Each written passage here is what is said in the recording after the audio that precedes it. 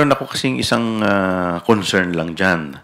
Dahil meron po isang kaso, yung Ombudsman versus Court of Appeal, kung saan sinabi po dito ng ating kagalang-galang na Korte Suprema na yung mga impeachable officers kagaya po ng Ombudsman, bago po sila makasuhan, dapat i-impeach muna sila.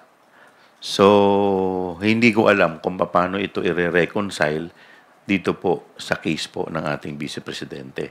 Kung sakasakali na ilabas nila muna ang desisyon bago lumabas ang desisyon ng impeachment court.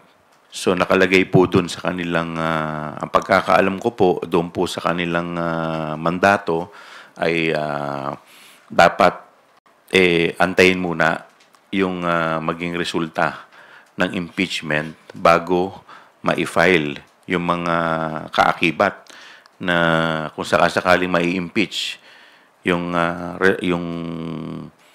Vice Presidente, saka pa lamang. So, may ipa-file yung mga iba pang mga charges, no? Insofar as the other respondents, except for the Vice President, pwede naman pong umabante. But dun po sa Vice President, hindi pa muna siya unless and until lumabas yung resulta ng impeachment, that's the only time na po pwede siyang makasuhan.